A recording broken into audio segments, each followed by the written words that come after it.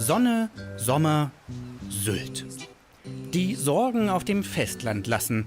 Auf der edelsten Insel, dem teuersten Zipfel, in der exklusivsten Ecke der Republik. Hier will einfach jeder hin, oder? Entweder einmal Sylt, immer Sylt oder einmal Sylt und nie mehr Sylt. Es ist so. Ja, entweder man liebt es oder man hasst es. Und bei uns ist es Tatsache so, wir lieben es. Wir sind seit 8 Jahren in Folge immer wieder hier. Es ist alles so entschleunigt hier, ne? Es ist also gemächlich, so schön ruhig. Das Angenehme ist auch, dass es hier so sauber ist. Also es ist ja nicht dreckig, dass hier Dreck rumliegt.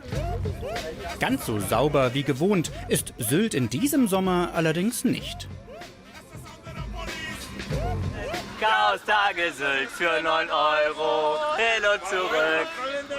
Vorm Rathaus in Westerland campt die asyliale Armeefraktion. Angemeldet und genehmigt.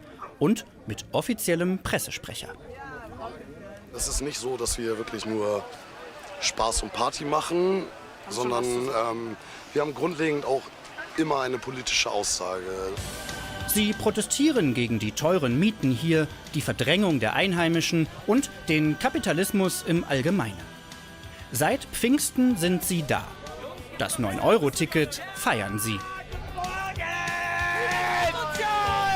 Ihr Camp steht allen offen.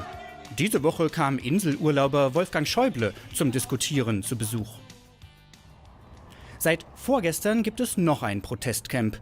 Weil die Punks zu laut sind und nicht ordentlich gendern, hat die Antifa ihre Zelte vor St. Nikolai aufgeschlagen. Muss Sylt jetzt Angst haben vorm schwarzen Block? Also wir sitzen jetzt nicht so hier, um möglichst bedrohlich zu wirken. Und ohne Kameras sind wir hier auch nicht vermummt größtenteils. Aber wir wollen uns einfach davor schützen, von möglicherweise gewalttätigen Neonazis identifiziert zu werden. Alles ganz harmlos also? Die Antifa liest Lauterbach und kocht auch nur mit Wasser. Aber was haben sie vor auf der Insel? Ich hätte persönlich noch Lust drauf, irgendwie was in Kampen zu machen, weil Kampen ja so quasi dieses super reiche Dorf ist hier. Und da könnte ich mir vorstellen, dass wir da vielleicht mal eine Demo durchstarten. Kampen im Visier der Antifa. Danke vielmals für Ihren Service. Ne? Ciao. Das sehen Sie hier gelassen. Karl und Xenia Samulewitsch aus der Nähe von Hannover glauben nicht, dass hier bald was zu Bruch geht. Sie bleiben ja alle friedlich und das ist doch alles in Ordnung. Ist doch schön, dass Sie auf der Insel sind. Mehr würde ich dazu jetzt im Augenblick nicht sagen, das wäre dann schon zu viel. Auch Bärbel und Matthias Beckmann genießen das schicke Campen.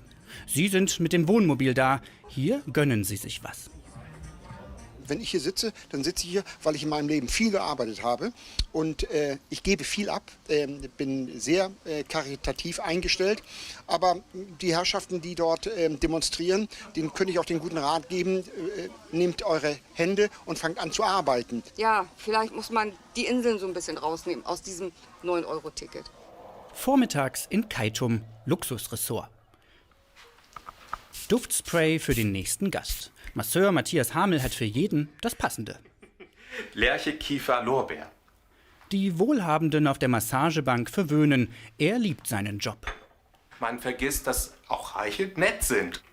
Er selbst pendelt täglich aufs Festland, wie Tausende, die auf der Insel arbeiten. Dort wohnt man deutlich günstiger. Der Weg zwischen den Welten sei aber eine Odyssee.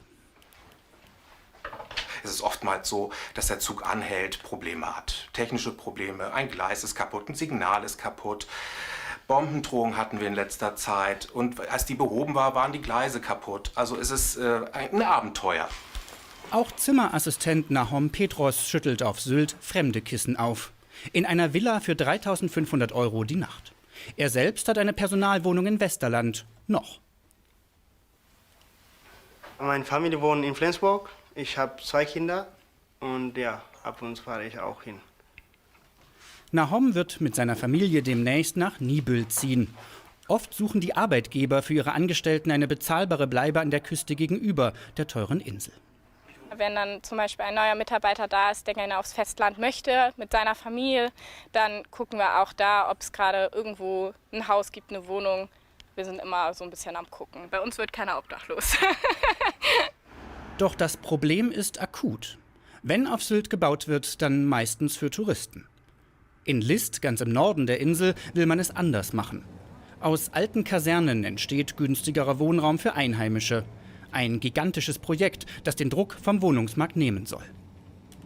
Billig kann hier gar keiner mehr wohnen. Aber mit solchen Projekten kann man eventuell zumindest es einigermaßen erträglich halten. Das Wohnen ist hier auf jeden Fall teuer. Es kann ja nicht sein, dass nur Touristen herkommen. Okay, es ist unser Brot. Ich arbeite selbst im Hotel, aber es muss doch schon eine gewisse Waage da sein. Zurück im noblen Kampen. Der schwarze Block kam bis jetzt nicht vorbei. Aber aus dem Camp der Punks sind ein paar da. Sie wollen nochmal Wolfgang Schäuble hören. Gleich hält das CDU-Urgestein im Kampener Gemeindehaus einen Vortrag. Ich habe eine Karte. Er hat eine Karte. Ja. Okay. Die letzte Karte, die noch zur Verfügung war, hat er gekriegt. Weil mich das Thema interessiert, die Herausforderung unserer Zeit, das ist auch mein Thema. Und ich habe gestern schon mit ihm geredet und da ist leider nicht viel bei rumgekommen. Jetzt will ich noch mal gucken, ob er vielleicht doch noch was zu sagen hat. So wird Sylt in diesem Sommer zum Ort der unerwarteten Begegnungen. Ob mit oder ohne 9-Euro-Ticket, am Ende ist auf Deutschlands exklusivster Insel vielleicht doch für alle was dabei.